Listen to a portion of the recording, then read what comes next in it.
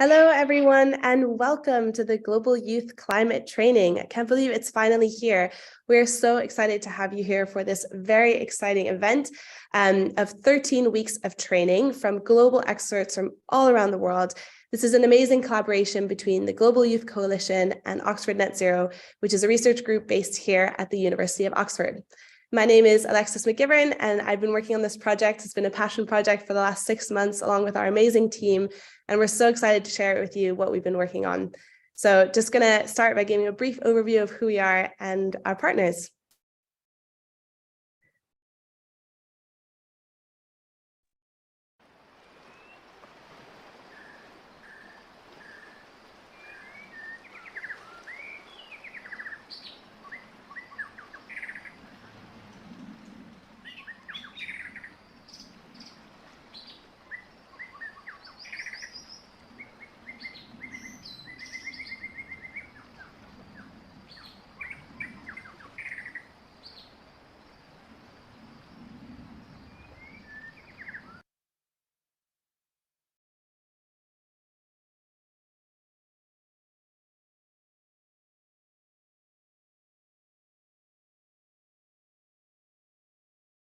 Great. So we're happy to have this training. We're going to be covering lots of different dimensions of the negotiations over the next 13 sessions every other week until October 4th. And then we have a reunion session on October 30th. So just a month out before COP starts. So with that, I'm going to pass over to Agustin, who's going to talk through the Global Youth Coalition and how this partnership came to be. Hey, everyone. How you all doing? Finally, we are here after 6 months. We have been working so hard. And here we are, just with the results of the collective actions of the global youth. Please help me with the slides over there. And I'm just going to give you a small briefing of how everything started, how everything began. And all this got an initial point in Conference of Youth 17. And I would like to have the slides. Let's go with the slides. So as you may know, during Conference of Youth and before, I have been working on education in my country as well, but then I realized that we have been all keep using this education system that has been using for the last 50 years.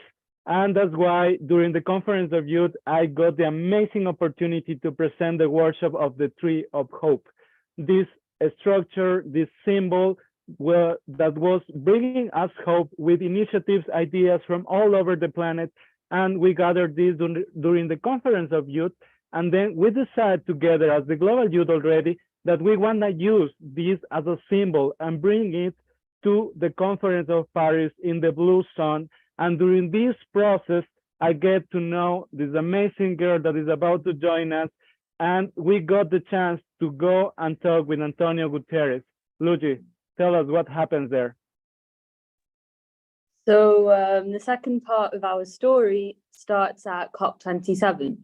Augustin and Carlos, one of our youth champions, approached me at COP and they needed a youth speaker for the UN roundtable discussion with Antonio Guterres. We ended up receiving a standing ovation from Antonio Guterres, who's the Secretary General of the UN. And something that we really stressed on, a statement that we decided was the most critical statement said during that speech, was that we need access to create a change. We need access so that we can be impactful. And we didn't really get a response from the UN or from Antonio Guterres. So we decided to create a program ourselves along with Oxford Net Zero. And that was how the Global Youth Coalition was established. Next slide, please.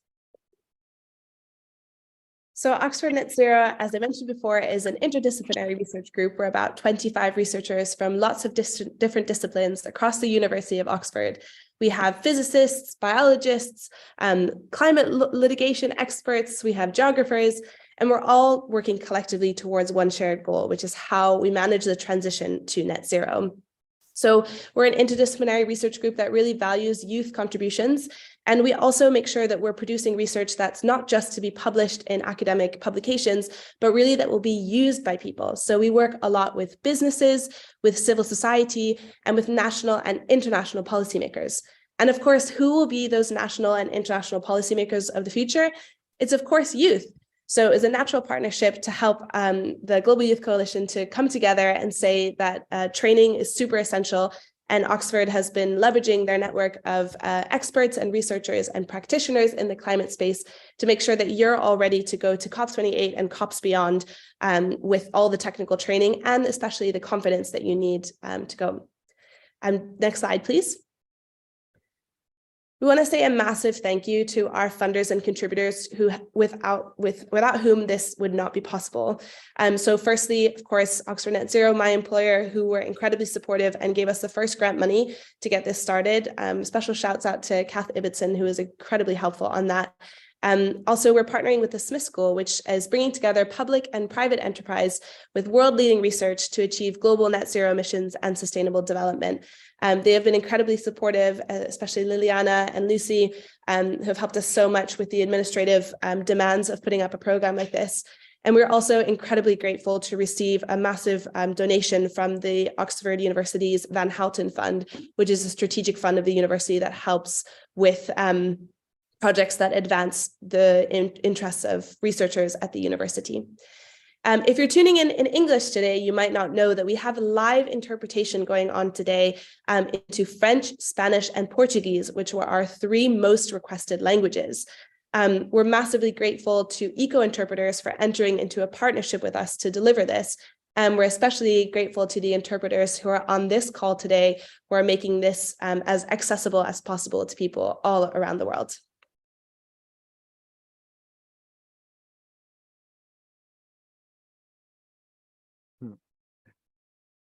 10,000 applications, guys. So all of you have to feel already as winners because you got the chance to get access to this program.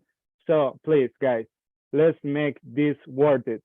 As you can see, we got people from almost every continent, people from almost every small island. Every blue dot that is over there represents someone that is willing to get the knowledge. For what? For making a deeper impact. Finally, here, the global youth, getting ready, getting prepared for going to COP28, for making a deeper impact and to defend our future. This is the important task. So let's do it together because we are one.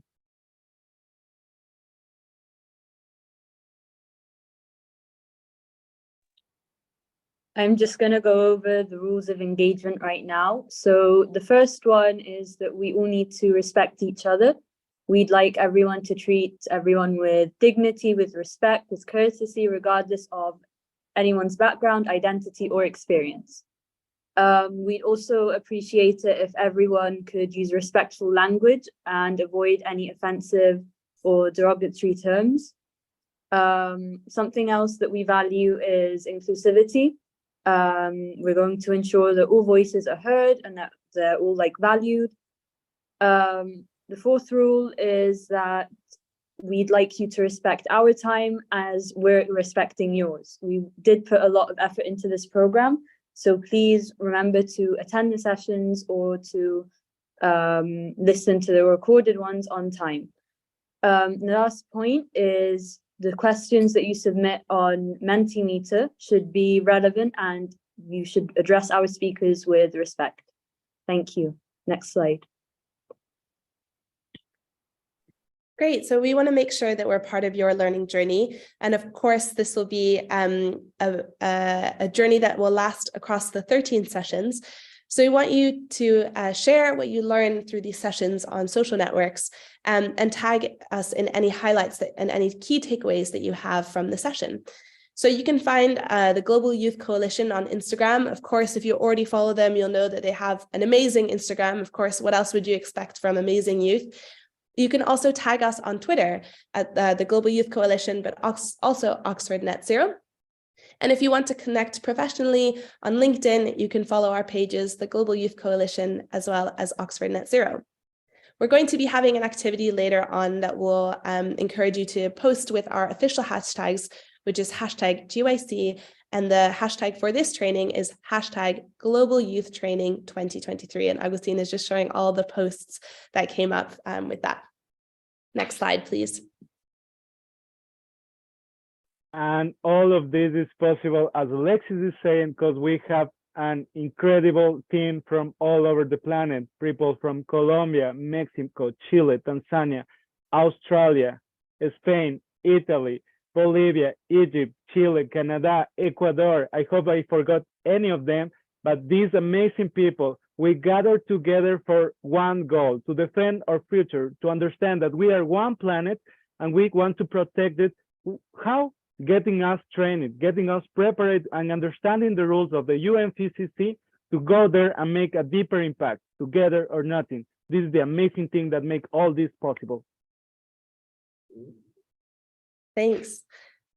So we want to use Menti. Apologies, we sent in the email that we'd be using Slido, but we're actually going to be using menti.com, which is just a way for us to gather insights from you guys. So if you can all open your phone or computer and go to www.menti.com and enter the following code that you see on the screen. You do not need to log in, and you'll see a little survey there with different options, and you can tell us where you are tuning in from today. So I'll ask if we can share the Menti screen as they come in. Yeah, I'm sorry for the translators. They were just telling us that we were speaking super fast, but sorry guys, we are just so excited to make this happen today. That's why. So I'm just here in Mentimeter, South America, submit. Yeah, and let's wait for the next screen that is appearing. Sorry, guys.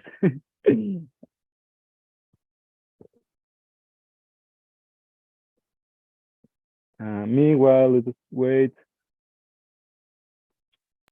There you go. Where are you calling it from today? I don't remember how many countries do we have. 140 something, if I'm not wrong. So we should be able to see the results, I hope, after we vote. Maybe put the Menti on the chat. Let me chat for it for you. No, I cannot do to all of them. Nice, thank you.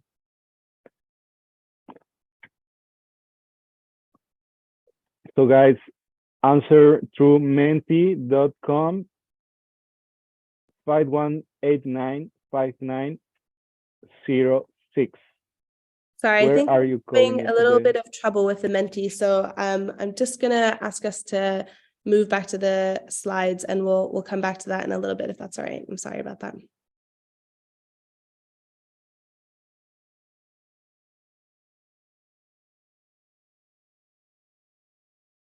Sorry guys, we try our best. There's always these small things that are out of control.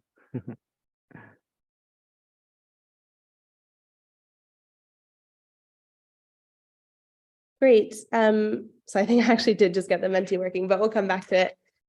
But we are going to be doing just a very quick attendance form. This will help us with the certificates later on. So we'll be dropping in the Zoom chat and in the YouTube chat a link to an attendance form, and it's time bound. So if you can make sure that this is filled out in the next 10 minutes, we'll be closing it in 10 minutes. So I'll just we'll put that in the Zoom chat and in the YouTube chat so you can check that out. Next slide, please.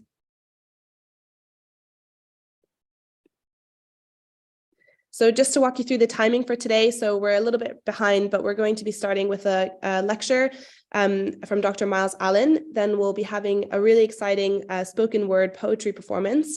We're going to have a comfort break for 5 minutes, and then a short interactive activity, and then another short lecture, and then we'll close out. So if we can go to the next slide. We have two amazing experts speaking to you today. We have Dr. Myles Allen, who is the director of Oxford Net Zero and also a professor of Geosystem Science at the University of Oxford. And we also have María Lemos Gonzalez, who's a former climate finance negotiator for Colombia, who will be talking us through the UNFCCC and how COPs work. Next slide, please. On the meantime, we will have Awa Ndiaye, and she will a spoken word poet from humanité.art. She's our performance or the day. Let's go with the next slide, please.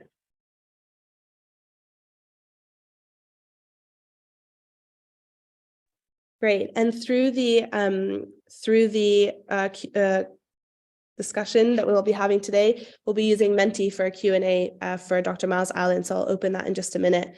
And so you can ask questions there, and you can also upvote the questions that you'd like to hear.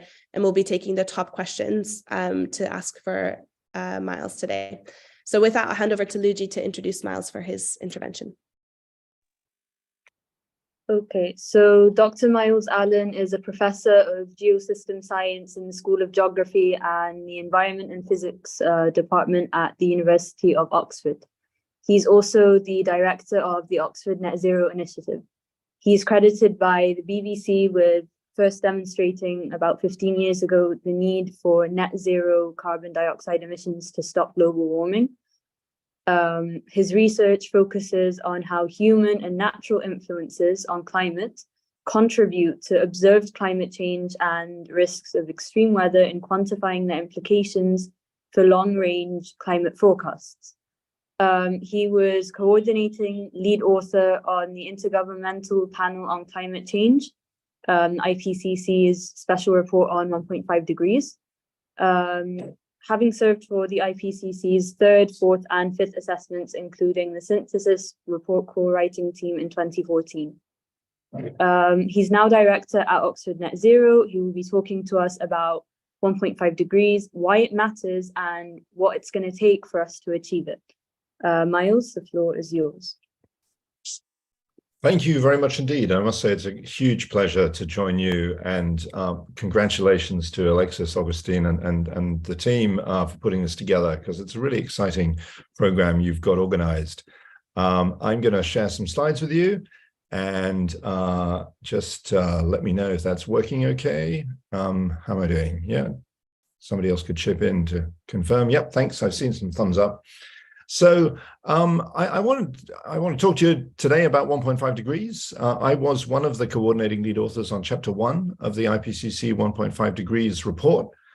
And my other CLA was Professor Pauline Dubé from the University of Botswana. And together we were tasked with framing the report and really explaining what 1.5 degrees meant and where we were at in terms of progress to 1.5 degrees and what it was going to take to actually achieve the Paris Agreement goal, which is limiting the increase of global temperature to well below 2 degrees and pursuing efforts to 1.5 degrees. So there's a lot of anxiety and anxiousness about the climate issue at the moment. So I think it's really important to emphasize at the beginning just how much progress we've made. We, myself and other scientists, arrived at the conclusion that we needed net zero carbon dioxide emissions to halt global warming back in the late 2000s. And only 6 years later, the Paris Agreement acknowledged this new science and wrote down the implications in Article 4 of that agreement. So we have in the Paris Agreement the decision not just to aim for 2 degrees, which was the aspiration in Copenhagen, but to hold the increase in global average temperature to well below 2 degrees and to pursue efforts to limit the temperature increase to 1.5 degrees. And they recognized that what this would take would be, just to highlight the words that really matter here, in order to achieve that long-term temperature goal, they recognized that this would require a balance between emissions of greenhouse gases by sources and removals by sinks in the second half of this century. And that's, those were the words of the Paris Agreement. But let me just tell you what that actually meant. People may not have all understood this at the time, but what the Paris Agreement did was commit the world to halt global warming within a generation, within your generation. If we're going to limit warming to well below 2 degrees, we have only a few decades to do it. And the reason is we are already at 1.25 degrees of warming above pre-industrial. So we are experiencing now the impacts of a warming greater than 1 degree. And what's worse, the world is warming faster than ever. It's warming at around 1/4 degree per decade. And those are numbers from the latest assessment of the Intergovernmental Panel on Climate Change, the 6th assessment report that was published only 2 years ago. So if we're building power stations today, those power stations will still be operating at a time when the Paris Agreement goals will have been met or missed. So this is the time frame in which we have to be working right now. The reason we know that we have so little time is that it's not a matter of scenarios or complicated modeling.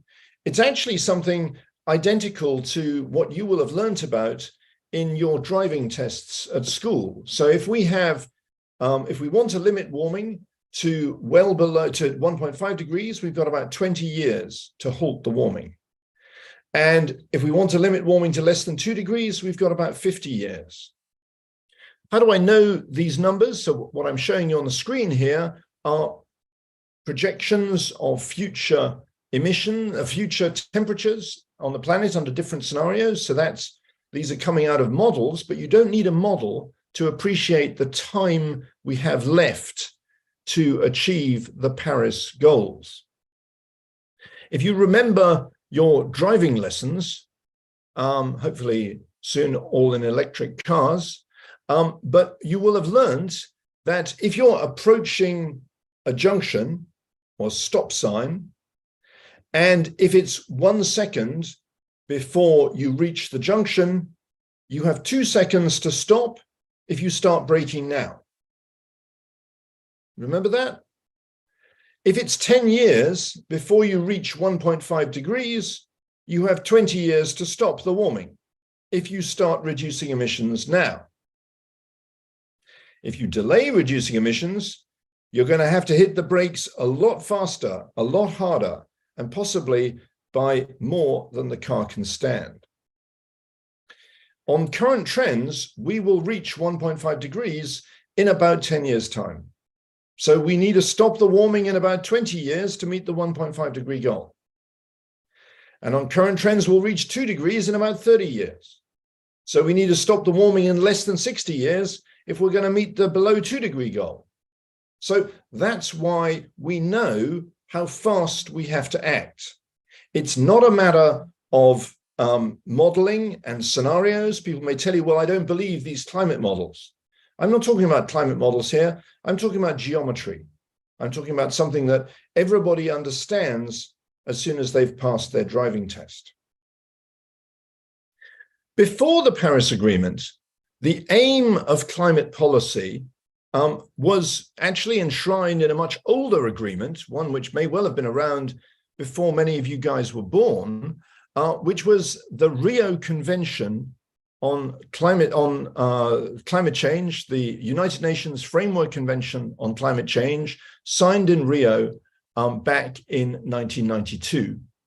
And that agreement committed the parties, all countries of the world, to stabilization of greenhouse gases in the atmosphere at a level that would prevent dangerous anthropogenic interference in the climate system.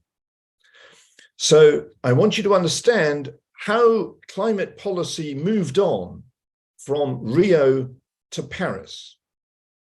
And the crucial change was we moved from this notion of stabilization of greenhouse gas concentrations in the atmosphere to the target of balance or net zero emissions.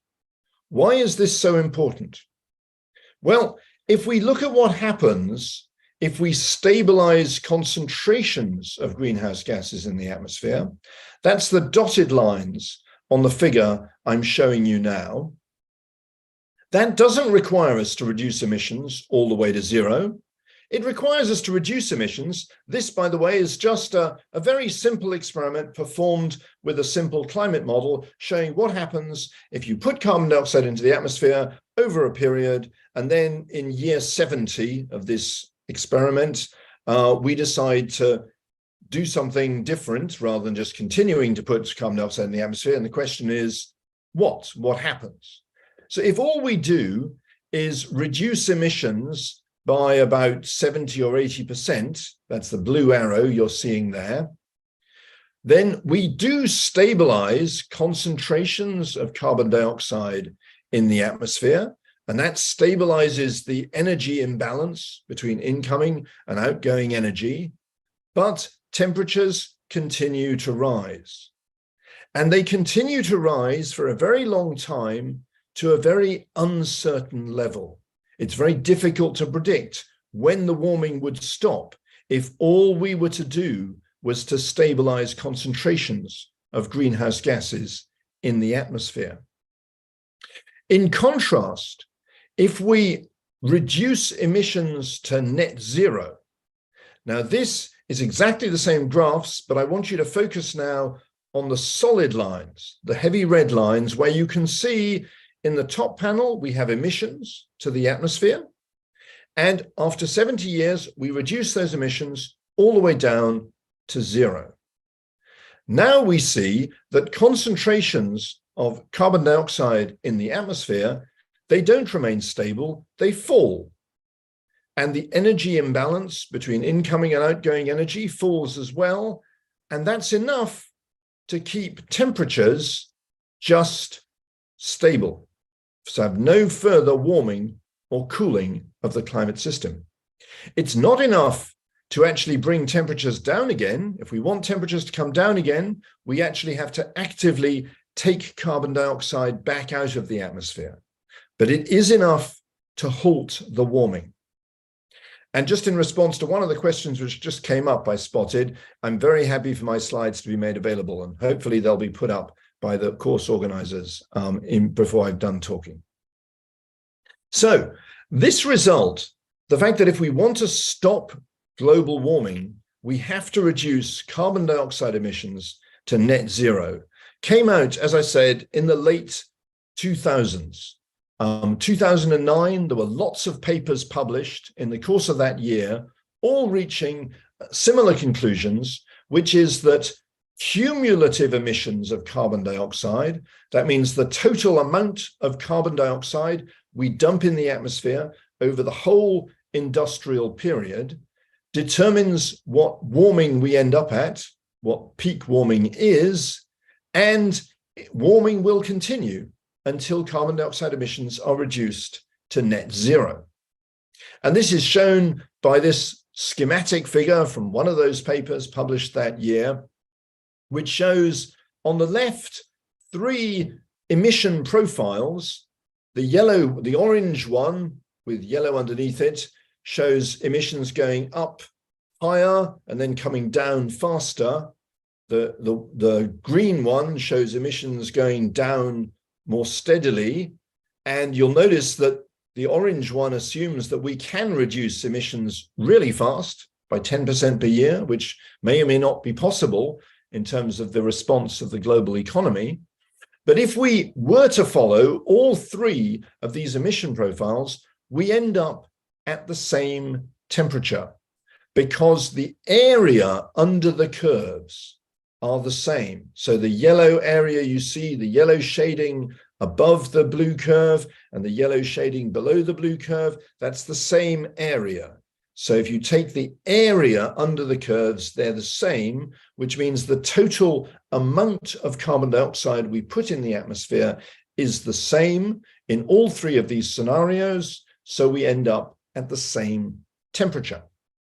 So that's what matters. And this has really profound policy implications for the whole COP process. It means that the carbon dioxide that my country, the UK, was putting into the atmosphere 200 years ago has as much impact on global temperatures tomorrow as the carbon dioxide that countries from around the world may have put in last year. Every ton of carbon dioxide pushes up global temperatures by the same amount. It doesn't matter when it was emitted.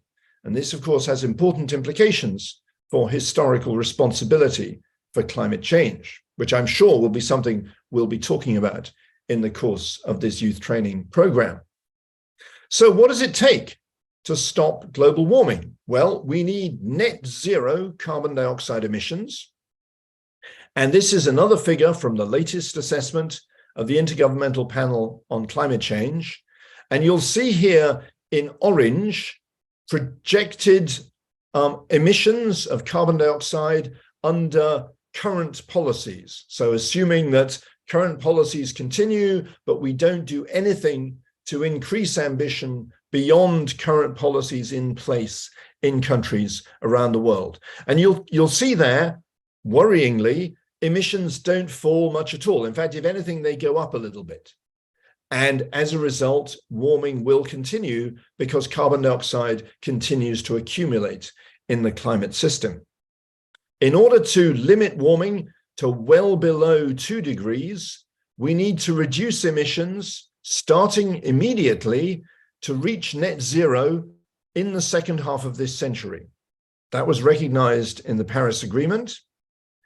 To limit warming to 1.5 degrees, the more ambitious goal of the Paris Agreement, which has been recognized would reduce the impacts of climate change and reduce risks, particularly to vulnerable ecosystems and vulnerable societies across the world, we need to go further and reduce emissions faster to reach net zero around 2050.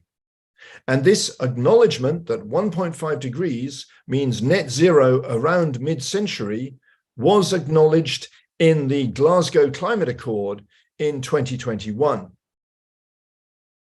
In addition to reducing carbon dioxide emissions to net zero, we also have to reduce methane emissions. We have to do many other things as well, but I'm just focusing on the most important ones. But there's a difference between carbon dioxide and methane in that carbon dioxide accumulates in the climate system. So to stop the warming, we have to get carbon dioxide emissions all the way to net zero. But methane does not accumulate. So while it helps to reduce methane emissions, it's very important to reduce methane emissions, they don't need to go all the way to zero. And you'll see in these scenarios, the methane emissions go down by around 50%, which helps limit peak warming. But if we don't get carbon dioxide emissions all the way to zero, then warming will continue. So this is really important because a lot of people like to point to progress on methane as evidence that they're doing great things for the climate. That's fine. But if we don't get carbon dioxide under control, it really doesn't matter what else we do. So we need to keep the focus, keep laser focus on carbon dioxide emissions and getting them down to net zero. So just focusing on carbon dioxide now, this is the situation we are in now. We are taking carbon out of the geosphere, that's the solid earth, rocks, sediments, and of course, fossil fuels. We're taking carbon out of the geosphere and we're putting it into the atmosphere at a huge rate, almost 40 billion tons of carbon dioxide per year. We are also taking carbon out of the land and ocean biosphere and putting it into the atmosphere. And all of that extra carbon being put into the atmosphere is driving up global temperatures. If we want to stop the warming, we have to reduce net emissions into the atmosphere to zero. Many people think of net zero in this way, that we reduce the amount we produce from burning fossil fuels, we increase the amount that is going into the biosphere, and you can see now on this screen, the arrows are balancing. We no longer have any further accumulation of carbon dioxide in the atmosphere. But crucially, you can also see it's not a global balance. We are still taking carbon out of the geosphere. We're still burning fossil fuels, and we're just hoping we can store that carbon in the biosphere by planting trees or restoring ecosystems to keep the atmosphere in balance. I hope I don't need to convince you, this is not a very sustainable situation. We can't turn rocks into trees forever. So to achieve a durable net zero, to meet the goals of the Paris Climate Agreement and stop global warming, we need all three spheres to be brought into balance. That means we need to make sure that we are putting carbon back into the geosphere at the same rate we are taking it out if we're using any fossil fuels at all. By the way, it's important to recognize that even at the time of net zero, there will be a lot of carbon dioxide going back into the biosphere because of our past emissions. And that's a good thing. We need the biosphere to recover. We need the carbon that we've taken out of the biosphere to be reabsorbed by it.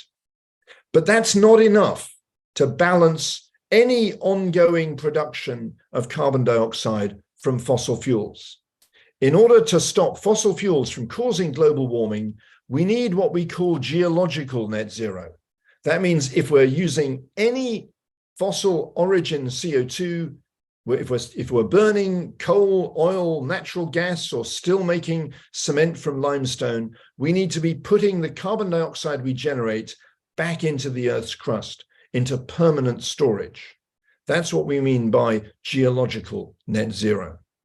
And it's really important that fossil fuel producers in particular recognize the need for geological net zero, and the fact that COP28 is happening in Dubai means this is a really good opportunity for everybody, particularly global youth, to talk about the need for geological net zero, for managing the geology of our planet in a sustainable way, so that we're no longer expecting the biosphere to clean up our fossil fuel emissions.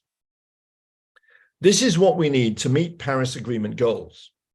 These are averages over lots of scenarios that achieve the Paris goal of limiting warming to 1.5 degrees.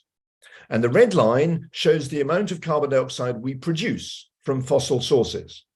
And you'll see that in order to meet the Paris Agreement goals, the most important thing is we need to burn less. We need to reduce the amount of carbon dioxide that we produce from fossil fuels in particular. But we also need to ramp up the rate at which we store carbon dioxide back into the Earth's crust. If I was speaking to you in 2009, when we first discovered the need for net zero, then I might not have needed to add this slide, because back then we probably still had time to stop fossil fuels from causing global warming by stopping using fossil fuels entirely. We probably still had time. Remember, back in 2009, the goal was 2 degrees, not 1.5 degrees. And we'd released almost 500 billion tons of carbon dioxide less into the atmosphere than we have released today. So we were in a better place back then. Back then, we probably could have met our climate goals by just stopping using fossil fuels entirely. But it's too late now. We will burn more fossil fuels than we can afford to dump in the atmosphere if we're to meet Paris Agreement goals. So we have to ramp up safe and permanent disposal of the carbon dioxide they generate. Nature can make a very important contribution. You can see the solid line here. At the moment, we are taking carbon out of the biosphere. We need to transition to putting carbon back into the biosphere through nature-based solutions. And we also need nature to help us by taking up carbon dioxide because of past emissions. But to actually meet the Paris Agreement goals, nature doesn't allow us to get away from achieving geological net zero. If we're still using any fossil fuels, they have to be balanced by putting carbon dioxide away permanently. That means back into the Earth's crust. And so that's geological net zero. And you can see the timing of geological net zero needs to be around mid-century in order to meet Paris Agreement goals. The only scenarios in which we don't actually ramp up the storage of carbon dioxide back into the Earth's crust are those in which we already are reducing emissions and consumption of energy this decade by over 30%. So that's because that's not happening at the moment and shows no signs of happening. We have to increase our capacity to get rid of carbon dioxide as well. And that's something that I think global youth needs. It'll be, you know, I'm very happy to discuss this, and something that I think global youth could really be campaigning for at COP28, because this is a COP that will be happening in the heart of where fossil fuels come from. And so this is why this is such an important thing to be talking about at this COP. So how to stop global warming by 2050 in 3 steps. And I'll give you the easiest one first. First of all, we need to stop global warming due to methane and aerosols, due to things other than CO2, other than carbon dioxide. We can do that. We can reduce methane emissions as at the same time that we are reducing aerosol emissions. I haven't mentioned these, but these are the pollution that's associated with a lot of our fossil fuel use and associated with biomass use, which causes massive health problems around the world. So we have to reduce pollution from aerosols, and that means we have to reduce methane emissions at the same time to stop global warming due to other things than carbon dioxide. What that requires is a gentle decline in the sort of net short-lived emissions over the next few decades. We need to stop land use change from causing global warming and start to allow the biosphere to recover, including compensating for the Earth system feedbacks due to past warming. And finally, we need, above all, to stop fossil fuels from causing further global warming. And what that means is we need to require that anyone selling fossil fuels has to dispose permanently of all the carbon dioxide generated by their activities and products. I think COP28 is the right time to start talking about this obligation on anyone still benefiting from continued use of fossil fuels to take responsibility for everything that their activities generate, including the carbon dioxide generated by the products they sell. Let's start that conversation. Thank you. Thank you so much, Myles. That was a really great intervention. And for anyone who might not know this, Myles is my boss at Oxford Net Zero. So we've had some great comments in the chat about how amazing is this guy. I was like, yeah, it's amazing. And I get to work with him, which is great. I just wanted to, before we move to the Q&A, just make some small clarifications because there have been some questions in the chat. So firstly, you will be receiving these slides. I know that Myles already said that, but you will be receiving a copy of the slides after the event. And there are some people on the YouTube, I think, asking what the difference is between the Zoom call and the YouTube. The only difference is that the Zoom call is for people who need live interpretation. So we have French, Spanish, and Portuguese live interpretation, and that's why people are in the Zoom. But everything is being completely broadcasted to the YouTube. There's no difference between the two platforms if you're watching in English. And just to say that we are using menti.com for questions. I'll put it up again, but just a reminder that that's menti.com. And I've put in the chat what the code is. It's 5189-5906. But don't worry, because we'll have it written up again. So Myles, there were so many questions in the chat, and I know that we're running out of time. So I just wanted to ask you 2 questions.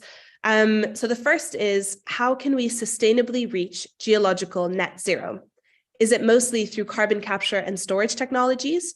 Are those technologies readily available, and what are their risks? Well, I think, yes, we can. Well, let me tell you, we, the people on this call, probably can't, but the world can.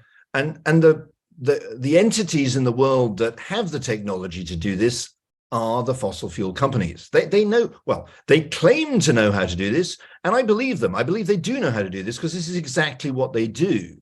But they, at the moment, have almost zero incentive to do this. They are waiting for somebody else to clean up after them.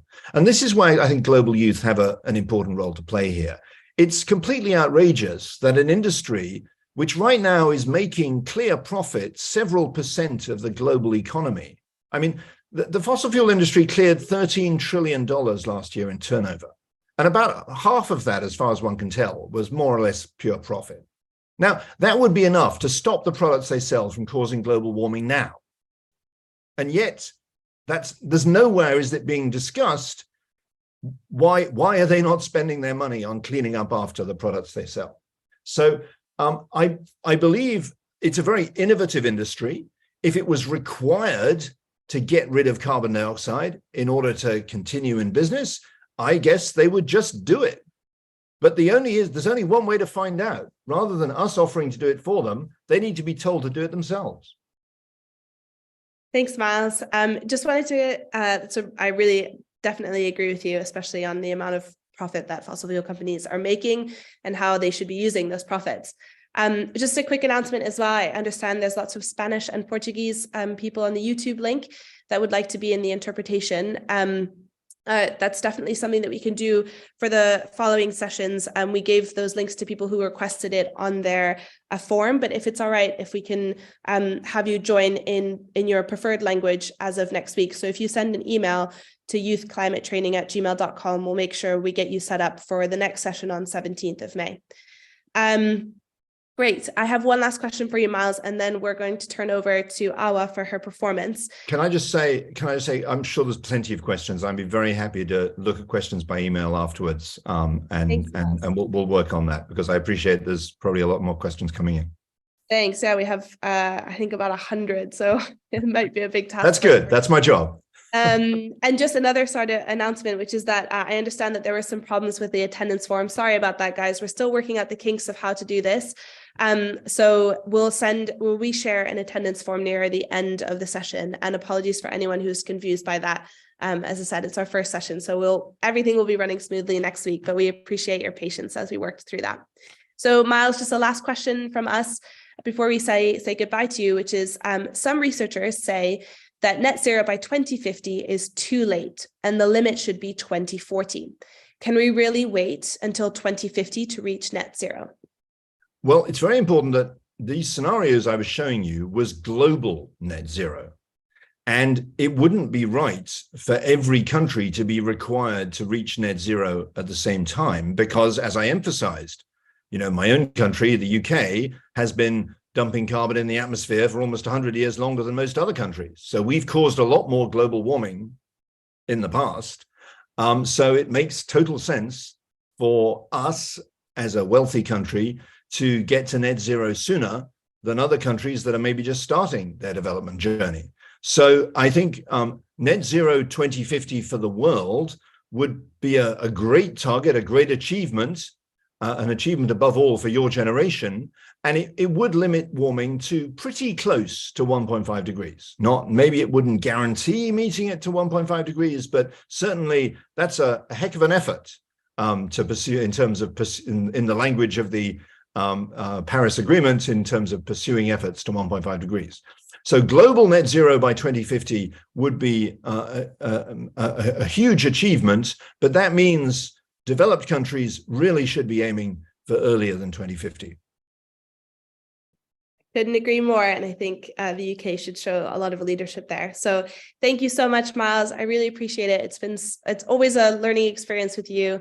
Thank you for giving us your time. And can I just wrap up with pointing out that the UK could develop leadership, but the industry that is making so much money out of this issue could show some leadership as well. It's not just about countries, it's about industries as well. A great point to end on. Thank you so much, Myles. Really appreciate your time. So now we have a very exciting intervention from Awa Ndiaye, who is going to be doing spoken word poetry for us, which is really, really fantastic. Awa is a spoken word poet, a storyteller, a facilitator, and a sustainability and climate change practitioner. She has a background in engineering and a Master of Science in Environmental Change and Management from the University of Oxford. And she's an incredibly talented spoken word poet who weaves the threads of formal education, work, lived experience, and art all together to further her many interests, including climate justice. Her words are a gift to the world, and she uses them to remind us that climate change does not only need the work of our hands and our minds, but also our hearts. I'm very lucky as well because Awa is one of my closest friends. So I'm so grateful that she's joining us here today to share her spoken word poetry with us. And I'm going to put in the chat a link to her website where you can check out some more of her work. So with that, Awa, I'll hand over to you and thank you so much. Good. Hi, everybody. Thank you so much for a very generous introduction. And yeah, so I'll share a couple of pieces today. The first one I'll share is called Who is We?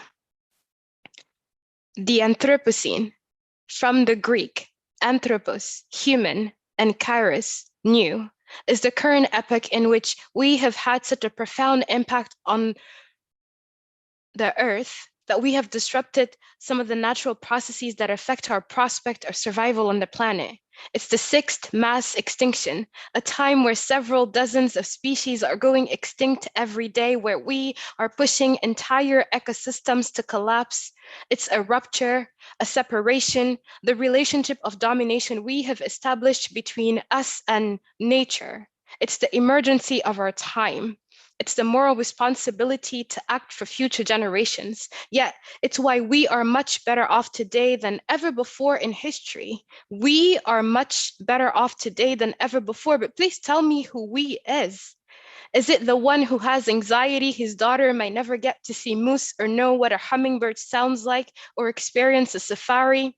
Or is it the one who dreads not being able to drive around her car anymore or go on vacation, the one who dreads there won't be enough water to keep the lawn green, yet is terrified of drowning in waves of job stealing migrants? Is we the one who calls it all a conspiracy? You call it the Anthropocene, era in which we have had such a profound impact on the earth. You call it destruction. Is it because you finally hear the echo of my ancestors' cry detonate? Do you finally see the ruins of an entire civilization that has been decimated? You call it rupture, separation between human and nature. Is that why I can't go near the water, let alone drink the water or eat the fish? Why I have to stretch my imagination when my grandmother tells me about those days when the river was not black? You call it moral responsibility to act for future generations. I can't help but wonder who has a responsibility to act for my generation. You call it the 6th mass extinction. I want to know if I have been classified as endangered too, because my people and my culture have been going extinct for centuries. You call it the reason we are much better off today than ever before. But please tell me who we is. The Anthropocene, era in which we have had such a profound impact on the earth that our prospect or survival could be jeopardized. It's the rupture between my actions and their consequences. The emergency that we might not act upon until I am wiped out, the irony that I will be swallowed by the earth first. It's the destruction of alternatives, the predicament to choose between dying from starvation today or self-poisoning tomorrow, the bankruptcy that means I cannot afford to think in years, let alone generations. It's the moral responsibility that's been forced onto my shoulders to protect nature. It's the obliviousness that makes me invisible on the map where we circles uninhabited areas for conservation. I call it the Anthropocene, era in which we has had such a profound impact on the earth that I will likely go extinct before anything is done. Please tell me, who is we? Please tell them. I want options. Please. So that's the first piece. The second piece I'll share, I'll just slightly move. The second piece I will share is called The Earth Underneath My Feet. I was wearing gray sneakers with 2 black stripes and black shoelaces, poorly tied. I run home from school to my grandmother. I said, "Grandma, my teacher said the earth is changing. Is it true?" "Grandma," he said, "you can't see it, but there's carbon dioxide in the atmosphere. He said there's more of it. He said it's warmer. He said spring is coming sooner. Is that true? Grandma, is the earth really changing?"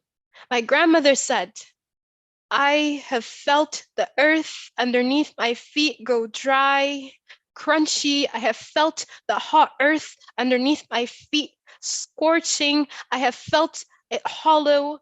I've heard the echo of every footstep amplify, heard the soft crumbling under my feet.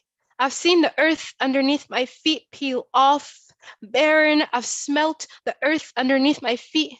I've smelt the strong, odorless scent of plastic. I've smelt the earth infused with heavy metals, a woody note of mercury, then a sweet note of lead and a hint of arsenic. I have felt the earth softly tremble under my feet. I heard it breathe heavily, almost choking. I have seen it cry black tears. I have smelt it smoke, stacks stories high. I know the earth underneath my feet. She is an aging woman, metabolism slowing down, green hair slowly falling out. But I've heard her whisper under her breath that aging ain't for sissies. She is nostalgic though. She commemorates the good old days by spreading ashes of cremated trees in her backyard. She loves food. Even when she's full, she can't stop munching on pollution chips. She never learned her lesson. She still has a weakness for spicy food, despite knowing that it is a recipe. She still has a weakness for spicy food, despite having acid reflux disease. Her favorite hot sauce is carbon dioxide, and she pours it on everything, despite knowing that is a recipe for pain in her coralline stomach. She is fierce. Whenever she's tired of winter, she just takes off her white coat and pretends it's spring.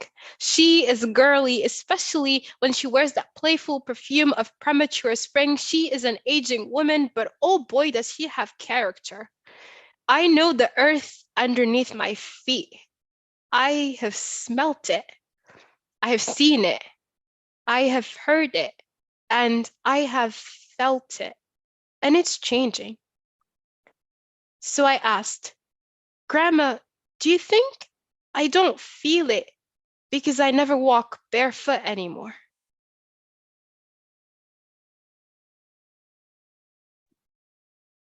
Thank you. Thank you so much for sharing your amazing art with us. It's been so, I know you can't see this, I'm watching the YouTube and there's just so many people saying that they're so touched by your words. So thank you so much for taking the time to share that with us and for the art that we need in this movement. So I really, really appreciate your time and thank you so much for everything that you do for the climate justice movement, but especially for sharing your heart and your art. So thank you. Well, thanks for having me. So we're just going to take a 5-minute comfort break. So if you can come back in 5 minutes. So in 5 minutes, just go for a little shake, get some water, just move your body a little bit. And we'll be back in 5 minutes to hear from María Lemos Gonzalez. So see you all very soon.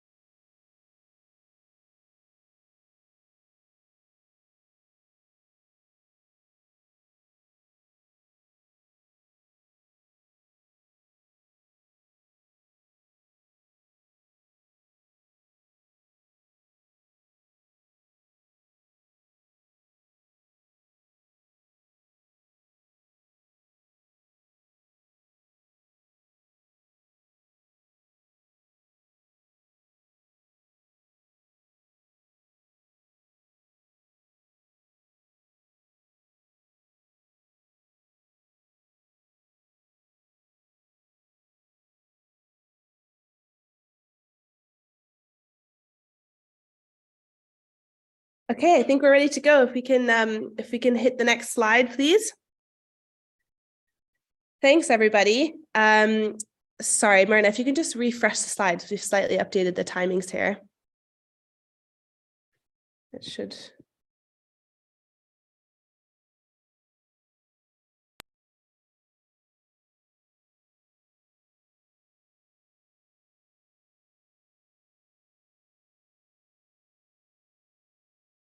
Awesome. Thanks so much.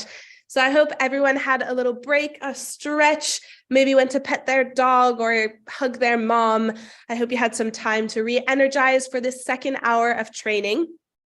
We have a little task for you going into the second hour before our lecture from the brilliant Maria. So we have 10 minutes and you have to do two things.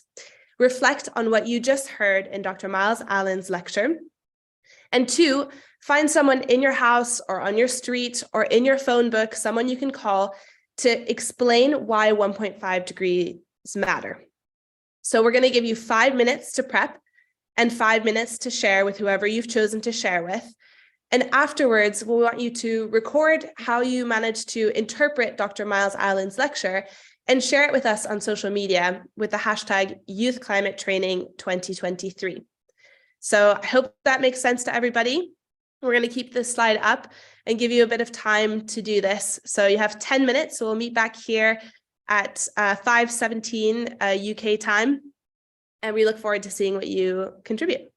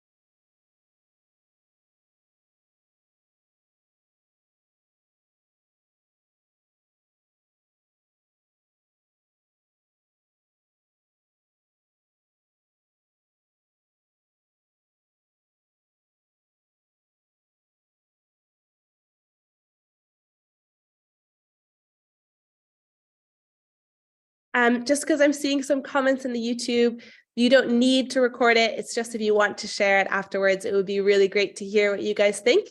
But you can also record a little video for yourself or share it with anyone. I think I see a lot of comments of people who are staying up really late, who are maybe everyone else is asleep in their house. So maybe you can just practice by yourself what you would say to a friend if they asked you, hey, why is 1.5 degrees so important? So just because I'm seeing some comments in the YouTube.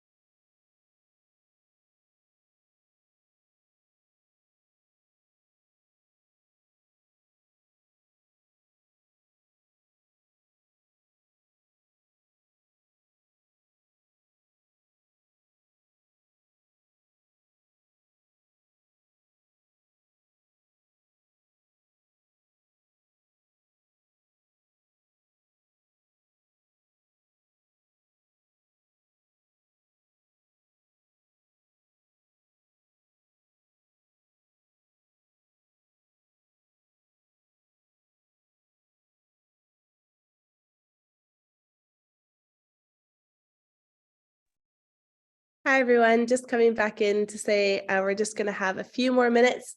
Again, there's no pressure if you would rather just listen and absorb. It's just a way to try to use the material in a different way and make sure that we're kind of, engaging with the material. If it's very late where you are, you don't need to call someone. It's just a way for us to try to absorb what we learned. We're going to come back in a few minutes. It's not the end of the session, and we're going to have Maria's lecture. Just a way to kind of engage you all, and you don't need to record it if you don't want to, and you don't need to share it with social media. It's just a way to absorb everything you heard and try to summarize it. It's kind of helpful after a lecture to see how you would put it in your own words. So thanks for those of you who are participating, and no worries if you prefer just to listen. So whatever works for you all.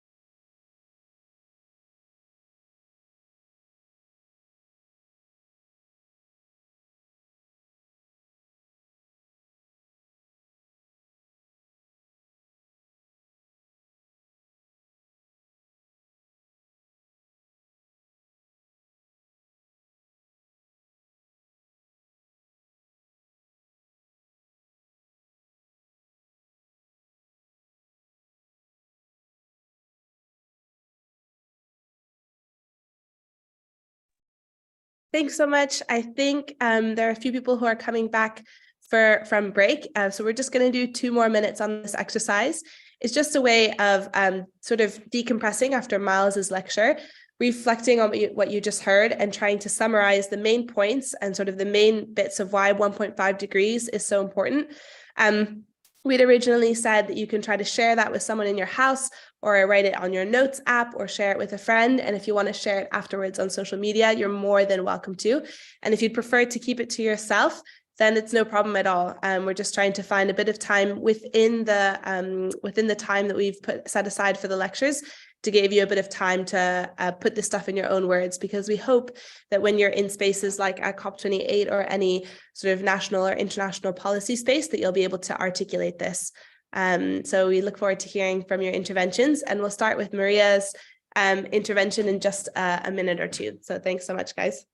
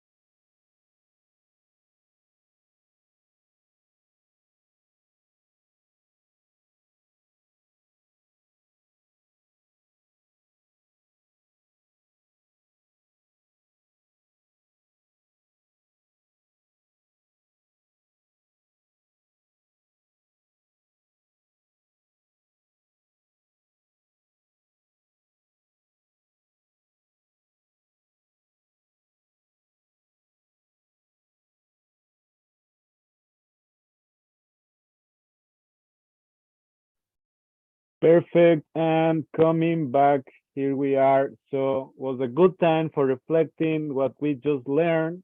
from Myles such important information that he delivered to us.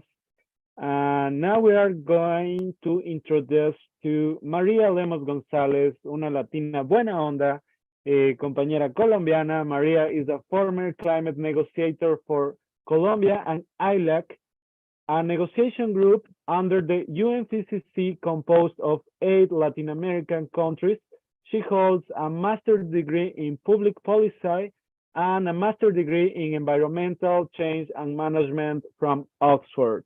Currently, she works at WRI and co-managed ACT 2025, a consortium of Global South think tanks commit to elevate voices from the Global South in climate decisions making, for including a major focus on COP26 and COP27 as 2 most recent COPs.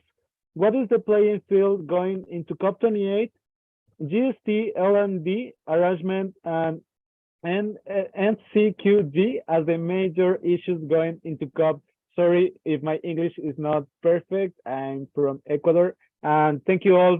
Let's pay attention what Maria has told for us. Hi, Maria, how are you doing? And here we are doing all this for this thing, One Blue Planet. Go for it, Maria. Welcome. Thank you, Agustin. Un gusto. Thank you for the invitation as well.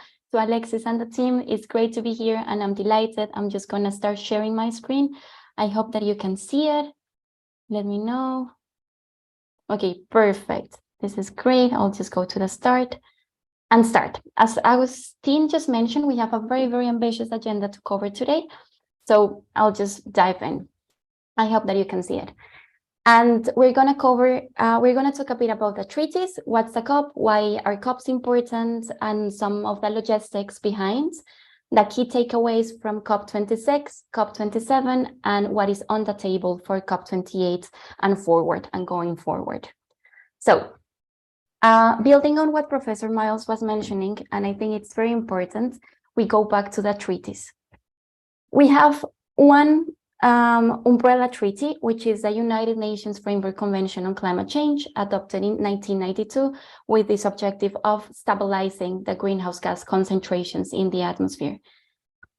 We had another treaty that was adopted by the United Nations Framework Convention, the UNFCCC, and is the Kyoto Protocol. The Kyoto Protocol was adopted in 1995, and it has a very different approach. It says, beyond the stabilization, what we need to do is that these 37 countries and economies that have emitted the most, they need specific targets for reducing their greenhouse gas emissions. So what the Kyoto Protocol did was to signal which are those 37 countries and set specific targets for those 37 countries.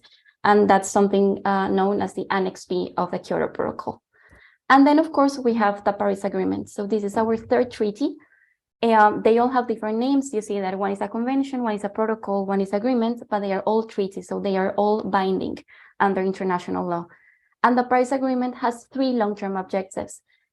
The convention was mainly focused on the mitigation, if you see the objective, the Kyoto Protocol as well. The Paris Agreement, of course, has one specific objective for mitigation, which is the first one, the 2.1A, which is to limit the global average temperature increase. And then, as Professor Myles mentioned, is it comes also with this notion of we need to achieve the balance in Article 4 of the agreement. You can go back to the article and see it. But the Paris Agreement goes beyond, and it says, great that we have a mitigation target. We need, of course, a mitigation target, but we also need an adaptation and a finance target. So in the end, the Paris Agreement, it gives us 3 long-term objectives. One on mitigation, one regarding we need to increase our ability to adapt and our resilience, our global resilience. And we also need to make financial flows consistent. Why? Because the Paris Agreement acknowledges that it is not only important to increase finance and financial flows that are for adaptation, are for mitigation actions. It's also important to decrease those financial flows that are not consistent and all the finance that is going there. And this is important because this gives us a very different mindset. So we see how our notion has evolved throughout the years with the information and with the new science and with the new data that we have received. Okay, I'm getting a message that I'm speaking a bit too fast, so I'm just going to slow down. So now we're going to talk about what is a COP and why are COPs important. So the first thing is the COP is the supreme decision-making body of the convention. But as I just mentioned, we have two other treaties. So we also have the equivalent of the COP for the Kyoto Protocol, which is the CMP, and the equivalent of the COP for the Paris Agreement, which is the CMA. So the three of them, what they do is they review the implementation of the three treaties, of the convention, of the Kyoto Protocol, and the Paris Agreement. And they take decisions so that they can be better implemented. And I think this is important because for many of us who go who have been to COPs, we usually get like overwhelmed because when we see the agendas, there are many things happening. So yeah, what happens at a COP? And mainly we have three things. We have negotiations, meaning we have the COP, the CMP, and the CMA meeting at the same time. And we also have the technical meetings, the SBI and the SOPSTA. So that's why we're talking about like 5 different agendas, 5 different meetings happening at a COP. But yeah, it's a bit more than that. Then we also have different spaces. So we have the plenaries, which are like the opening plenary, the closing plenary, or stock-taking plenaries in the 2 weeks throughout COP. But we also have contact groups, which are specific meetings, smaller for specific agenda items for each of these things that is happening.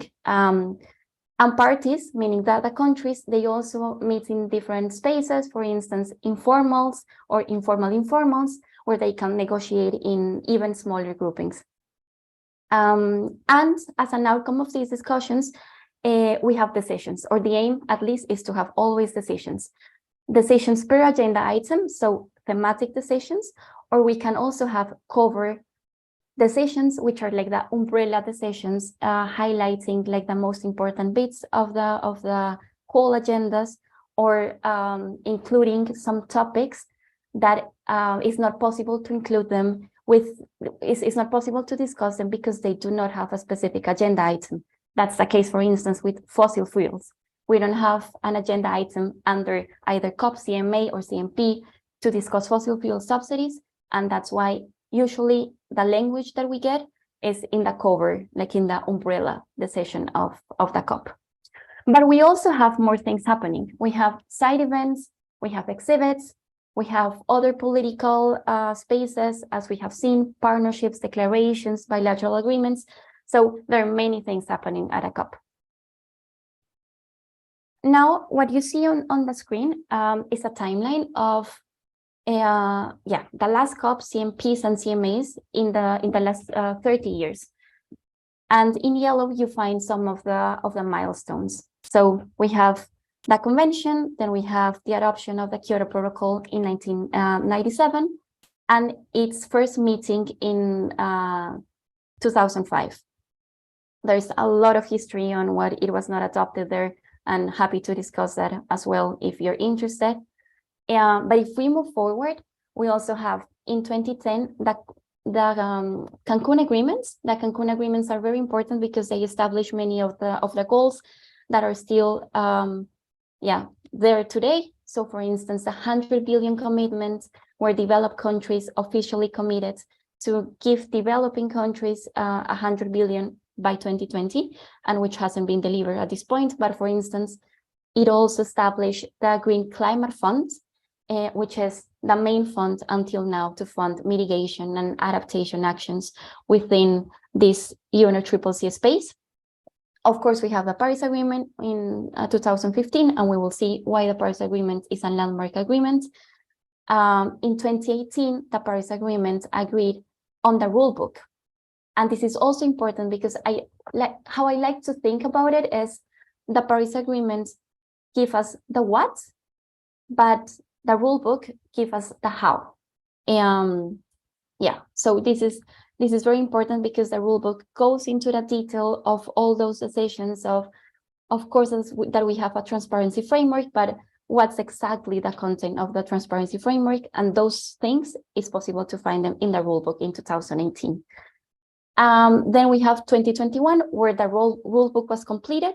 The only missing piece was the one on carbon markets, which was completed in 2021, along another like technical bit of a time frame. And in Sharm el-Sheikh, of course, we had the landmark agreement of a dedicated fund for loss and damage. So that's why it is also in yellow. And a little bit of the logistics first. So we already know that many things are happening at a COP. Mainly, we have two zones, the blue zone and the green zone. In the blue zone is where the negotiations are happening. We also have country offices, the official side events, the official exhibits, and the media has also space there. And for the blue zone, you need a badge. You need to be registered under the UNFCCC and have one little document. I don't know if I have some examples here of badges, where you can, here, something like this, and you need this to go inside the blue zone. For the green zone, you don't need a badge, and it's mainly where other additional side events and exhibits happen. So just a little bit on the badges, because yeah, it's always good to have this in mind. You have different colors, which reflect different things. Mainly you have one for parties. You also have 3 different categories of observers and one for media and press. But it's always important to know that if you want to go and hear the negotiations, some of the negotiations are open to everyone, even observers. You need to have an observer badge.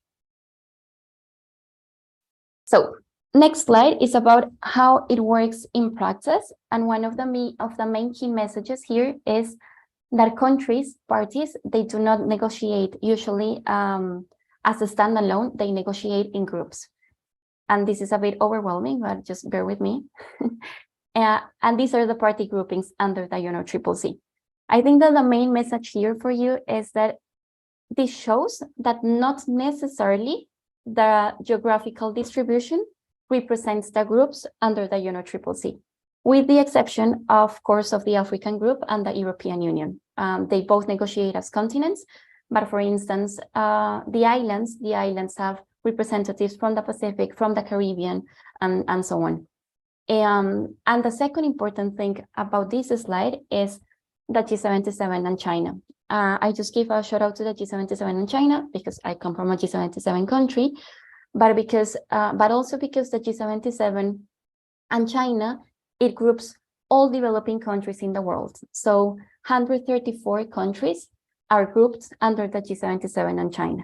So it means that when the G77 and China speaks as one group, it's a very, very powerful movement. We have seen it, for instance, last COP when the G77 and China came together and was very, very pivotal for agreeing on the dedicated fund for loss and damage. So those kind of things happen when we see also the groupings coming together. And now, just a quick deep dive on the Paris Agreement. The Paris Agreement is a landmark treaty because of many, many different reasons. I'll just highlight 2 that I think are important. The first one is because of its unique architecture. We have, as I mentioned, 3 long-term objectives, one on mitigation, adaptation, and finance. But also learning from the past, from the experience that we had in Kyoto, it takes a very different approach. And it says, we have these 3 long-term objectives, but then the issue is not, I'm going to tell you each country which are going to be your specific mitigation targets for emission reductions or something. You are going to tell me which are going to be your contributions towards these long-term objectives. And those contributions are the nationally determined contributions or NDCs that countries need to present every 5 years. Because the Paris Agreement also acknowledges that it's not only about presenting the short-term contributions, it also invites countries to present long-term strategies with the aim that countries can say, this is what I want to do until 2050. And these are the resources that I need. And this is my action plan to achieve net zero by mid-century. So whereas the NDCs, they are an obligation, the long-term strategies are an invitation as it is now. So we already try to see how everything fits together. And the other important characteristic is that the Paris Agreement has an ambition mechanism, and the ambition mechanism has different elements that come together. So it has transparency arrangements that were already in the convention, but the Paris Agreement is improving, and more importantly, is expanding so that all countries, not only developed countries, need to report a global stocktake, and I will talk about that in a bit, and also has compliance provisions. That's like the main, like one of the main elements why the Paris Agreement is a landmark treaty. The second one is about differentiation. And this also relates to something that Professor Myles just mentioned about historic emissions. When the convention was agreed, parties or countries were in a moment where they were saying, we're all being affected by this issue of climate change, but some have contributed more than others. And this discussion is reflected in something that is called the principle of common but differentiated responsibilities and respective capabilities. So it says, we all are responsible to find a common solution, but some parties are more responsible than others. And we all have different capabilities to respond to this. And we all have different national circumstances. So whereas this is a principle that in the convention and in the Kyoto Protocol, it led to a lot of differentiation, the Paris Agreement tried to take a little bit of a different approach and said, all of these three long-term objectives of the Paris Agreement need to be implemented in light of the principle, but we also agree that all parties need to contribute. So regardless of your developed or developing country party, you need to contribute to this, with the only exception of the finance provisions. So the finance provisions under the Paris Agreement, they are still very enshrined in the CBDR principle. Yeah. So that's like the first part of the presentation, and then I'll just give like the second part with a deep dive on COP26, COP27, and COP28. But until here, I just want you to think with this information that you have received about what are the strengths and weaknesses of the UNFCCC. With this, what you think that the UNFCCC can do and or cannot do, what should be enhanced and how. What are the other spaces that are addressing climate change? Who are the deal makers? Who are the deal breakers? Who are the blockers? How we can help influence those spaces? What can be done? What can we do, like as each of us individually? And where are the underlying causes of climate change? This is also linked to the discussion that we previously had about the industry. What's the role of the industry, and where are those discussions being held, and by whom? Who is driving those discussions? So with that food for thought, we just move to the next slide, which is what happened at COP26. So COP26 in Glasgow, we had mixed outcomes. We had really good outcomes on ambition and transparency, and in issues that were not in agenda items, but outside, as I was just mentioning. And we have procedural outcomes for the other topics, for adaptation, loss and damage, and finance. So on ambition, something that was groundbreaking for me, at least, is that it was the first time ever that we had language on fossil fuels, ever, in 31 years of the COP, which is, very, very impressive that we haven't had done it before, but we managed to do it in Glasgow. Not as good as we wanted, because if you see, it is the phase out of unabated coal power instead of phase out, instead of phase out, we have phase down. And we have also the phase out of inefficient fossil fuel subsidies. So just the subsidies, not the fossil fuels. And this is very important to always see the specific language that you have in the decisions. I'm a lawyer by training, but it's because like this specific language gives you the legal ground for the decisions that are being made, and for the accountability and the transparency. And it's very, very crucial to have like the right wording. So that's one of the main outcomes of Glasgow with regards to ambition. The second one is it invited countries to take more action on methane. As we have seen, is very, very important, not only to focus on CO2 emissions, but also on methane, because of its global warming potential. And it also established a work program to scale up mitigation, ambition, and implementation, basically focusing on what's the role of fossil fuels and renewables.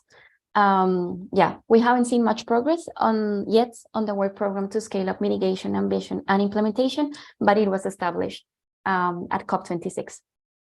And on transparency, as I was just mentioning before, we had the completion of the rule book, so of the rules for the operationalization of the Paris Agreement, with the completion of the carbon markets or Article 6 rules.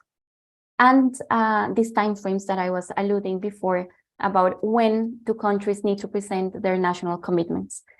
And aside of those things that happen in the official agenda item, we also had announcements on cities, on energy, finance, industry. We're seeing increasingly in COPs that within the side events and within the exhibits, we do not have only parties now going to these spaces. We have a lot of people from civil society and increasingly people from also the private sector. So both of them are really, really important to drive these transitions. And we, as I was just mentioning, we saw procedural outcomes for adaptation, loss and damage, and finance, mainly the establishment of work programs in the first case on the global goal on adaptation, in the second case of dialogues that led to the dedicated fund for loss and damage and the funding arrangements.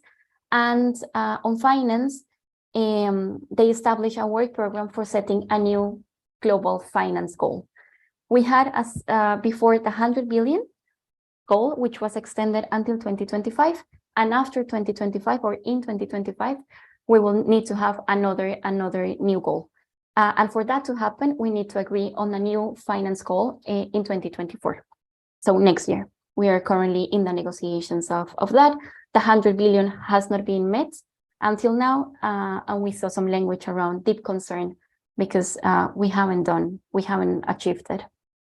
At COP27, one of the main two key things, but yeah, because the civil society plays such a huge role, is there like in the first line is the establishment of the dedicated fund for loss and damage. The Paris Agreement had an article on loss and damage, which was new because the convention did not have one. But now we have a dedicated fund that we hope that is going to be operationalized very, very soon and channel the much needed finance to respond to slow onset events and extreme weather events, hurricanes that we see that are increasingly happening, and that the Global South is very constrained to respond to this. And we see the amount of losses in terms of lives, in terms of nature, in terms of economic losses that are linked to this. You will have a specific session on loss and damage, but I just wanted to say that this is huge. This is something that we haven't seen in 31 years happening under the UNFCCC. And right now, there was also a transitional committee that was established, and that transitional committee is meeting 4 times this year to make recommendations on those new funding arrangements and for the dedicated fund for COP28. And we also have an invitation to the Secretary General of the United Nations to bring the people, the heads of the international financial institutions, so that they can tell us how to better provide funding for loss and damage. So really, really remarkable what was achieved on loss and damage. And then we have finance. For the first time ever, we also see some language on the finance that is happening outside the UNFCCC, meaning the international financial architecture reform. We have been hearing about this increasingly since Bridgetown. So this initiative promoted by Prime Minister Mia Mottley communicated last July, and it's a call out to these international financial institutions, the World Bank, the International Monetary Fund, to adapt, to reform themselves, and to deliver and to really serve the climate and development goals. I think that you also have like one session on specific like finance issues, where I hope that you can hear about this, because this is happening right now, and this is really, really, really key to channel the much needed finance for mitigation, adaptation, and loss and damage, and have like the structure, international structure in place that we need to make this happen. In terms of the new goal on finance, or the NCQG, now you know what that means. COP27 established a work plan for these 2 years of negotiations, highlighting the elements that need to be discussed, and just restating that what we do not need is another commitment, another numerical commitment of 100, 500, 1 trillion. We need much more than that. We need to talk about the quality of finance. We need to talk about grants. We need to talk about concessional finance, about what are the sources for that finance, how is that finance being delivered, who are the recipients. So it's much more complex than only having like a specific finance target, which we in either case know that is symbolic, because the needs are really, really, really big. In the last needs determination report, we're talking about 5.9 trillions of needs for the implementation of the national determined contributions. And the last thing on finances, they launched a dialogue on 2.1c. So if you remember, Article 2.1c is the one on making financial flows consistent. So this long-term goal of increasing finance flowing that is compatible with the Paris Agreement, but decreasing finance that is not compatible with the Paris Agreement. On ambition, we didn't see much progress. We had mainly a reiteration of the Glasgow language that we just saw. And on adaptation, in order to move forward in the operationalization of this global goal on adaptation, we decided to initiate the development of a framework for this. So you see that it's very like, in my point of view, it's not responding, of course, at the pace that we need. And it's very procedural, and it takes a lot of time and a lot of commitment, and civil society is really important to keep the push very high so that countries can deliver on all these much needed things. And now we move towards COP28 very briefly. I have just clustered this as well in the 4 things that we have just been discussing. So ambition, we have the first culmination of the first ever global stocktake. I'll just talk about the global stocktake in a bit. We need to see new language on phasing out fossil fuels. As Professor Myles was saying, like this is the moment. We have the presidency that comes from a oil producing country, and they are in a really important position to deliver, or to try to deliver on this with their leadership, and they also have the possibility of working towards a global target for renewable power capacity. So in the last months, we have been hearing from the International Energy Agency, from the IRENA, from different energy agencies and research about the targets that we need to set on renewables. So besides phasing out fossil fuel subsidies, there is also a lot to do with regards to renewables. And then we have the new round of the new nationally determined contributions, of the new commitments coming in 2025. And we need that all of this comes together and invites and calls and urges parties to really present ambitious and new NDCs that can be aligned to the science that we just saw, and that can actually respond and take us where we need to be. On adaptation, we need to agree on the framework for the global goal on adaptation. So we have been agreed on establishing a dialogue, on establishing a framework, but now we really need the framework for the global goal on adaptation. On loss and damage, we need to design the loss and damage fund. And it means making every possible effort so that we can launch and operationalize the loss and damage fund at this COP. And on finance, we need to advance with the negotiations that are happening for the new goal. This is very important because if we do not make progress this year, then it will be very, very hard to achieve the new goal with all the elements that it should have next year. We really need also to see that the 100 billion commitment was delivered, and we need to see progress on how are we operationalizing this long-term goal of the Paris Agreement on making financial flows consistent. My last two slides, thematic, like on substantive topics, are on the global stocktake. So you're hearing a lot of information and a lot of attention on the global stocktake. This is one of the key characteristics that the Paris Agreement has, because it occurs every 5 years and is the mechanism to match the NDCs, the collective NDCs, to match them with the long-term goals of the Paris Agreement. So it's a mechanism that we have to bring everything together and to know how much progress we have done towards the achievement of the long-term goals of the Paris Agreement. Mitigation, adaptation, finance, but also on loss and damage and on transparency and in general of all the components of the agreement. And it's very important because it's not only assessing, it's informing. And we hope that with this first GST, we will have the information to inform these new national commitments that will be presented in 2025. So the global stocktake actually started 2 years ago. It's always a 2-year process that is divided in 3 phases. One of data collection and preparation, where they collect reports, scientific information, submissions from countries, civil society, different stakeholders, and they synthesize this information, including also information on national determined contributions, on emissions, on adaptation plans, on everything. And then they assess or review all the information that has been provided. So this is happening until June this year, the second phase.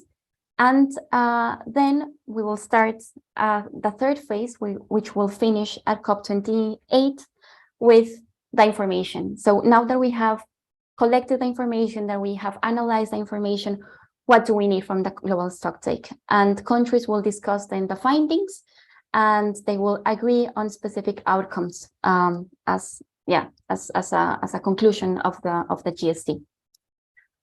As I was mentioning, the most important thing of the GST is that it's not only backward-looking, it's forward-looking, and we really need to have that perspective in the things that will happen at COP28. We need to acknowledge the gaps in terms of information, mitigation, adaptation, everything, but we also need to set concrete goals to fill those gaps and on concrete mitigation and adaptation options that we can do in the following years. And this will help us also to improve information and data. They will hopefully highlight cooperation areas between different countries, but also between different non-state actors and countries and among non-state actors. So there is also a big room for highlighting what we need for the industry as part of the outputs or the outcomes of the GST. And where are we going to see this? Hopefully we're going to see this in different places. So we're going to see it in the standalone decision of the GST global stocktake agenda item, but hopefully also, and yeah, this is really needed, in the cover decision of the CMA. And hopefully we will also have a technical annex with all the concrete information and all the specific actions that need to be done with regards to mitigation, adaptation, loss and damage, and finance, and an additional political declaration where we could see, hopefully, our countries, all countries, coming together and committing to use this information to update their new national targets and deliver the changes that we need. I just wanted to finish with this slide, which is something that I have gathered from conversations with mentors, with experts, with negotiators throughout the years about negotiations. Many of you will be negotiators in the future, and I think this information is also useful for you. So one of the important things in the negotiation rooms is always to think about who has a strong voice, and who are the deal makers, who are the blockers, who are those that could make a real difference in terms of, a positive or a negative influence with regards to the outcomes that we are trying to achieve. Who are those negotiators, or who are those stakeholders that I can go and speak to, that is easy to influence, and also considering that for some spaces you really need the technical people to be there, but from other spaces you need the political people, and you need the different decision. You need to consider the different decision levels. What is the best timing for a specific win?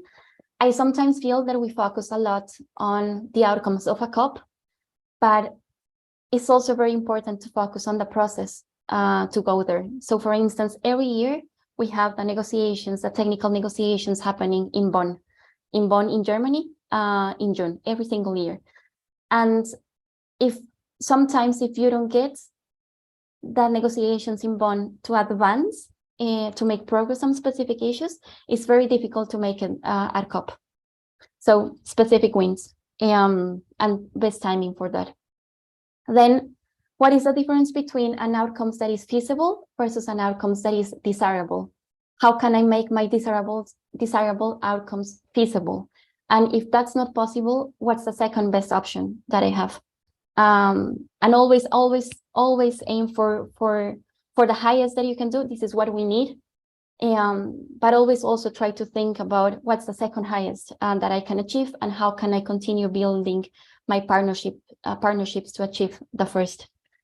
What are the trade-offs? What are the trade-offs between the agenda items, but also across the landscape? So for instance, in finance, what is the trade-off between the new goal and the 100 billion or 2.1C, but also how it plays together with what's happening in adaptation, in loss and damage, in ambition, and how it comes together. And I think that the final question for me is how can I influence the real world, regardless of the outcomes of the negotiations, which are super important because they set targets, they give policy.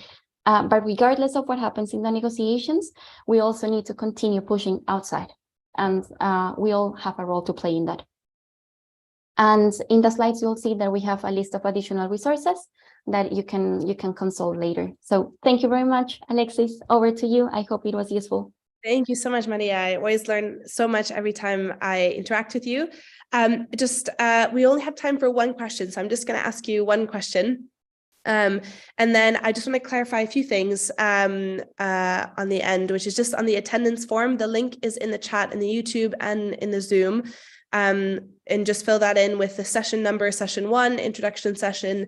And the time zone question is the time zone that you are currently in, to help us understand what the limitations might be of people who are tuning in late at night. So just understanding where people are tuning in from. Well, I'll have some more announcements after you answer this question, Maria, but just wanted to say that while that's in the chat. So the question is the UNFCCC/COP resolutions, are they legally binding? Are countries required to follow them? And if not, in your opinion, how effective do you think these resolutions and agreements are?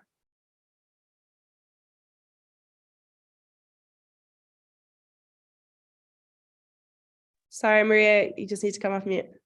Oh, thank you. No, I just wanted to thank for the question. It's a very important one, and I have seen many huddles come from people coming together to address this specific question several times. Yes, they are binding. The Paris Agreement, the Kyoto Protocol, and the Convention are binding, and therefore the decisions that are made under them, they are also legally binding. The decision itself, it doesn't mean that everything in that decision itself is legally binding, because it also depends on the language that you have for the specific mandates in a decision. So there's a huge difference in a decision between something that says shall or should on the one side versus something that says invites, calls, encourages. So it It is legally binding and a mandate only if it is under a shall or should, which is an obligation, and not in the other case. So I hope it's useful. There's so much complexity to all this language. So thank you so much, Maria. I wish we could ask you questions all day, but unfortunately we're in the last few minutes. So just wanted to thank you so much for your time and your expertise and for sharing all of your knowledge with us. I really appreciate it. So with that, I'll just move to the final messages from the session. Sorry, I'll go to the next slide, please, Marina, because sorry, thanks so much. So just the next session that we have together is on May 17th, and it's going to be on loss and damage. We have 3 amazing experts who are going to be speaking to us. These are really like the best of the best in loss and damage. So we're really excited for that. The way that this will work is that you will receive follow-ups from us by email. So in the next few days over email, you will receive from us a feedback form about this first session. You will receive recordings of the session and also the slides of both speakers. And the details for next session. So what we'll do is that we'll share the details, and the YouTube link will only go live 10 minutes before, because there was a bit of confusion today over time zones. And every session is the same time, 4 to 6 p.m. UK time. We've also had a few people asking in the chat about any collaborative space. We will be setting this up. We're kind of racing to get everything done and getting through all of your applications. So again, you'll hear from us via email about a collaborative space where we can discuss and chat with one another. So don't worry about that. We'll set that up for you all so that you can interact with one another.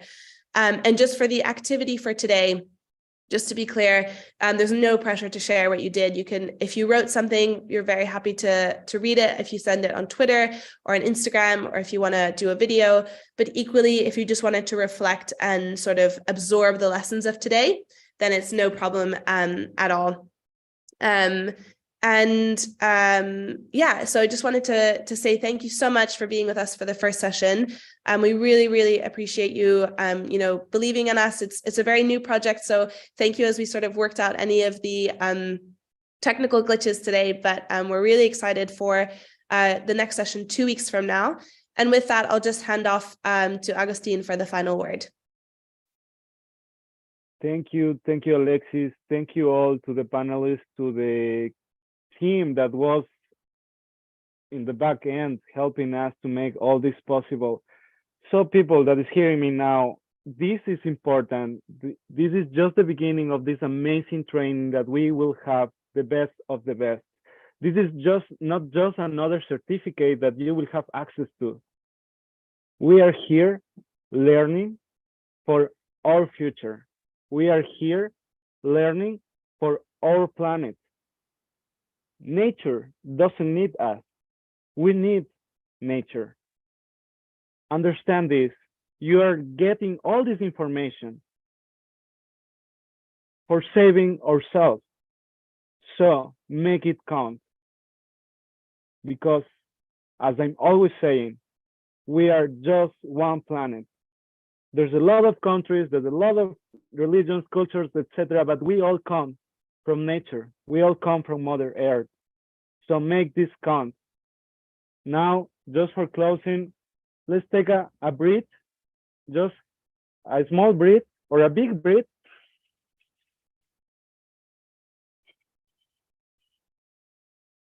Digest everything that you hear today. Go and share it with your friends, people that is not your friends, people that lives in front of you, or just post it. Let's spread the word for a brighter present and a better future for all of us. Thank you all. Global Youth Coalition, we are one, together or nothing. Ciao.